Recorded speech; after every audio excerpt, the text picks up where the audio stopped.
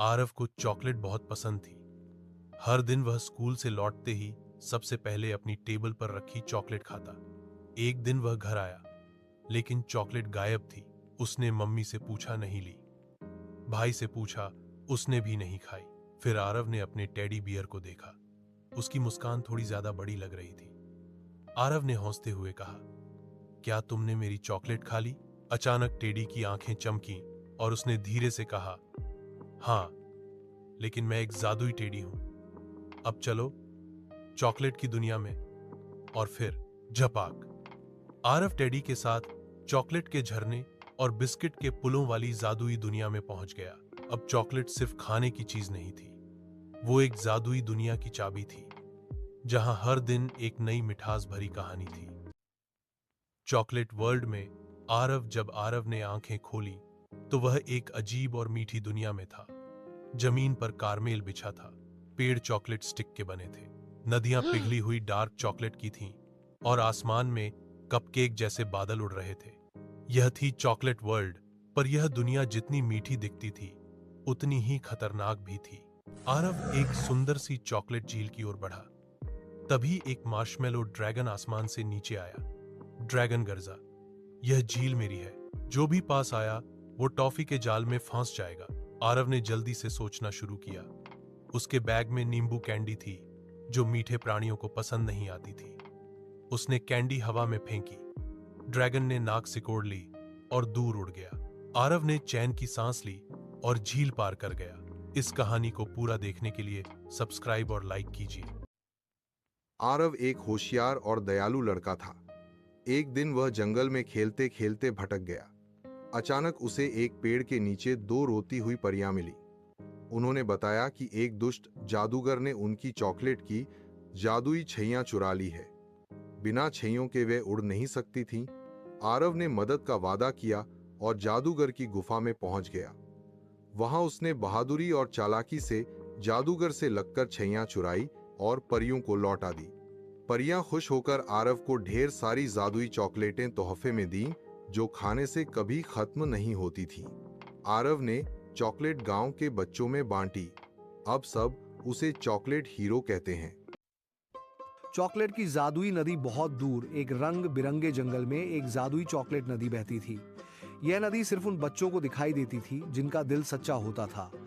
एक दिन नन्ही परी नीरा ने नदी के किनारे बैठकर देखा एक लड़का आरव भूखा और उदास था।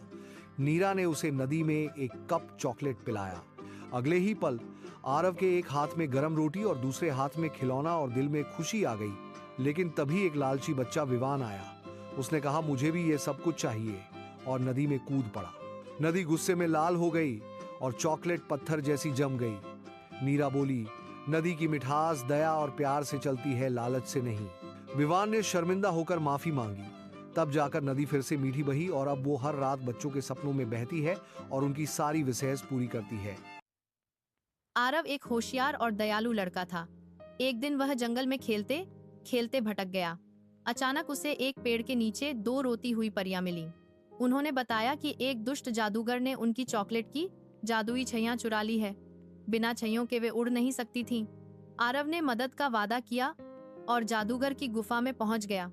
वहां उसने बहादुरी और चालाकी से जादूगर से लगकर छैयां चुराई और परियों को लौटा दी।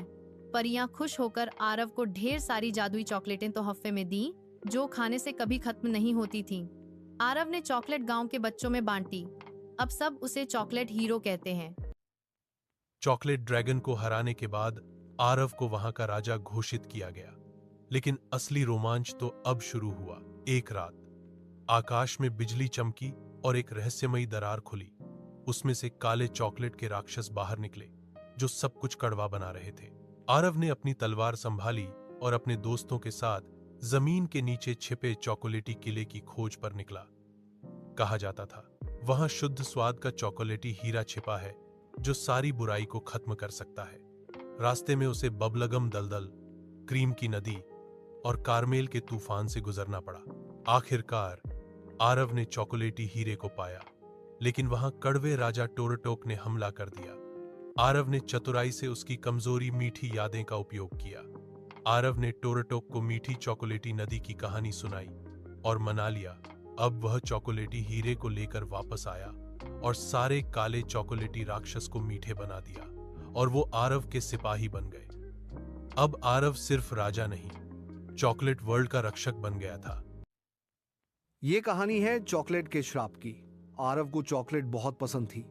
एक दिन उसे बाजार में एक बूढ़ी औरत ने काली चमकती चॉकलेट दी और कहा, इसे अकेले में खाना। आरव ने रात को जैसे ही पहला टुकड़ा खाया, कमरे की लाइट बंद हो गई। आईने में उसकी परछाई मुस्कुराने लगी और बोली, अब तू मेरा है। आरव घबरा गया। हर टुकड़े के साथ वह अजीब हरकतें करने लगा। अगले दिन वह चॉकलेट देने वाली औरत फिर आई और बोली, शाप तभी टूटेगा जब तू लोभ छोड़ देगा।